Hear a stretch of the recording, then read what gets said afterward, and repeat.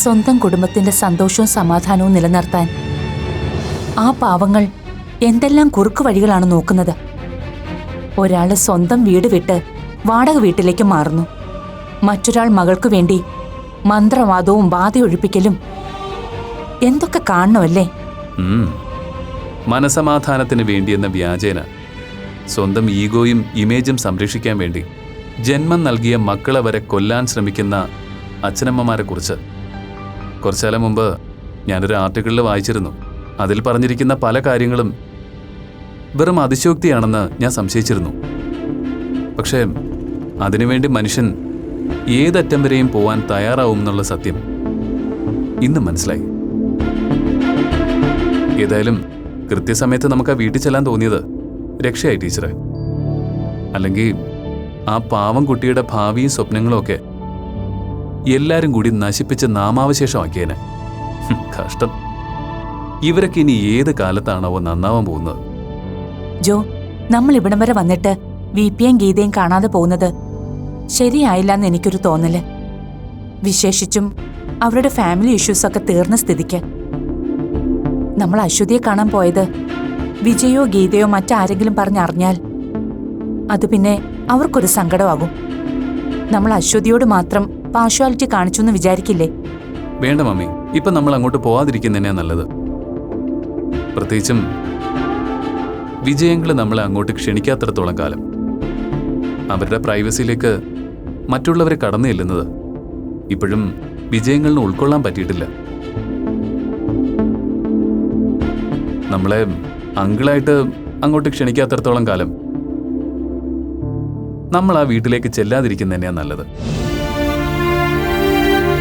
അത് മാത്രമല്ല മമ്മി, എൻ്റെ ഒരു ഊഹം വെച്ച് നോക്കുമ്പോൾ അവരുടെ പ്രശ്നങ്ങളൊന്നും തീർന്നെന്ന് ഉറപ്പിച്ച് പറയാറുമായിട്ടില്ല. അതെന്താ നീ അങ്ങനെ പറഞ്ഞത്? ഇന്ന് അവരുടെ സംസാരത്തിൽ നിന്ന് എനിക്ക് രണ്ട് പെൺകുട്ടികളുടെയും ഫ്രണ്ട്ഷിപ്പിന്റെ ആഴവും തീവ്രതയും എത്രത്തോളം ഉണ്ടെന്ന് മനസ്സിലായി. അപ്പുവിന്റെ പ്രോബ്ലം എന്തായിരുന്നോ അതാണ് ഇപ്പോഴും മാളുവിൽ റിഫ്ലക്ട് ചെയ്തുകൊണ്ടിരിക്കുന്നത്. സ്വാഭാവികമായും മാളു ഇങ്ങനൊരു ക്രൈസിസിൽ പെടുമ്പോൾ അതിന്റെ പ്രതിഫലനം അപ്പൂലും ഉണ്ടാകാതിരിക്കില്ലല്ലോ. ഇപ്പോഴത്തെ ഈ ശാന്തത ചിലപ്പോൾ വരാൻ പോകുന്ന കൊടുങ്കാറ്റിന്റെ മുന്നോടിയായിട്ടായിരിക്കും. അങ്ങനെയാണെങ്കിൽ ഇപ്പം നമ്മൾ കണ്ടതിനേക്കാൾ സംഭവ ബഹുലമായിരിക്കും ഇനി നടക്കാൻ പോകുന്ന കാര്യങ്ങൾ. എന്നാലും എന്തായിരിക്കും വിജയുടെ മോളുടെ യഥാർത്ഥ പ്രശ്നം? നിനക്കെന്തു തോന്നുന്നു ജോ? അവര് പറഞ്ഞത് വെച്ച് നോക്കുമ്പോൾ എനിക്കും ചില സംശയങ്ങളൊക്കെ ഉണ്ട് മമ്മി. പക്ഷെ ഒന്നും ഉറപ്പിച്ച് പറയാറായിട്ടില്ല. പക്ഷെ ഒരു കാര്യം ഉറപ്പാണ് മമ്മി, അപ്പുവിന്റെ യഥാർത്ഥ പ്രശ്നം എന്താണെന്ന് അറിയണമെങ്കിൽ അതിന്റെ അന്വേഷണം മാളുവിൽ നിന്ന് തന്നെ തുടങ്ങേണ്ടി വരും. അതിനാണ് എൻ്റെ ശ്രമവും.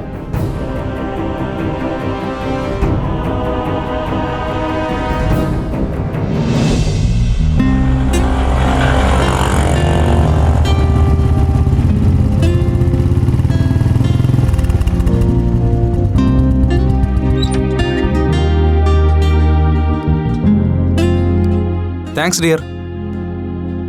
എടോ, തൻ്റെ ഈ ബുള്ളറ്റ് ഫ്രണ്ടിന് നല്ല രാശിയാട്ടോ. ആ ഓർഡർ ഡെലിവറിയായി തൊട്ടടുത്ത് തന്നെ 2 ഓർഡറും കൂടെ കിട്ടി. ഏതായാലും തനിക്ക് പെട്രോൾ അടിച്ച് തരണം. എന്നാൽ പിന്നെ അതുകൂടെ അങ്ങ് എടുത്തേക്കാന്ന് വെച്ചു. കുഴപ്പമില്ലല്ലോ. ദേ, $100 എണ്ണ അടിച്ചിട്ടുണ്ട്. അത് വേണ്ടായിരുന്നു. അത് വേണം. താൻ വണ്ടി തരാൻ മനസ്സ് കാണിച്ചതേ വലിയ ഉപകാരം. അതിൻ്റെ കൂടെ പിന്നെ ഓസുന്നത് ശരിയല്ലല്ലോ. മെക്കാനിക്ക് വന്ന് വണ്ടി ശരിയാക്കി വെച്ചിട്ടുണ്ട്. അയാൾ എന്നെ വിളിച്ചിരുന്നു. നമ്മുടെ കുതിര ഇടയ്ക്കിടയ്ക്ക് ഇങ്ങനെ സഹായിക്കുന്നതുകൊണ്ട് ഓരോരോ ഏരിയയിലും മോട്ടോർ മെക്കാനിക്കുമായി നല്ല ബന്ധമാണ്. അല്ല, ഒരു കാര്യം ചോദിച്ചോട്ടെ, താനെന്താ കോളേജിൽ പോവാതെ ഇവിടെ ചുറ്റിത്തിരിയുന്നേ? അതുകൊണ്ട് ഇങ്ങനെയുള്ള കൊച്ചു കൊച്ചു ഉപകാരങ്ങളൊക്കെ ഉണ്ടായില്ലേ? അതൊക്കെ. എന്നാലും വഴിയെ പോകുന്നവർക്ക് ഉപകാരം ചെയ്യാൻ വേണ്ടിയേ ആരും കോളേജിലെ ക്ലാസ് കിട്ടിയത് ഇവിടെ വന്നിരിക്കില്ലല്ലോ. കട്ടിയണമെന്ന് എനിക്കും ആഗ്രഹമൊന്നും ഇല്ലായിരുന്നു. പക്ഷെ പ്രിൻസിപ്പളിന് ഒരേ നിർബന്ധം, കുറച്ചു നാളത്തേക്ക് എനിക്ക് ലേശം ഫ്രീ ടൈം അനുവദിച്ചു തരണമെന്ന്. പുള്ളിക്കാരി പിന്നെ അങ്ങനെ നിർബന്ധിക്കുമ്പോ നമ്മൾ വേണ്ടെന്ന് പറയുന്നത് ശരിയല്ലല്ലോ. ഓ, അപ്പൊ സസ്പെൻഷനിലാണല്ലേ? അത് വീട്ടിൽ അറിയാതിരിക്കാനാണ് ഇവിടുത്തെ ഈ ചുറ്റിക്കളി. ഓക്കെ, ഇപ്പൊ എല്ലാം ക്ലിയറായി. ആട്ടെ, എന്തായിരുന്നു വകുപ്പ്? അന്നത്തെ കൂട്ട് കരണത്തടിയോ അതോ അതിലും വലിയ കേസായിരുന്നോ? ഒരുത്തന്റെ തലയോട്ടിയുടെ ബലം പരിശോധിച്ചതാ. വിചാരിച്ച പോലെ സ്കൾ അത്ര സ്ട്രോങ് അല്ലായിരുന്നു. അതിന് കിട്ടിയ പണിയാ. അടിപൊളി. താനൊരു റെയർ ബ്രാൻഡാണെന്ന് എനിക്ക് അന്നേ തോന്നിയിരുന്നു. അല്ല, അന്നത്തെ PG സ്റ്റുഡന്റ് എന്താ ഈ വേഷത്തില്? അതൊരു കഥയാടോ. ബോറടിക്കാൻ താല്പര്യമുണ്ടെങ്കിൽ പറയാം.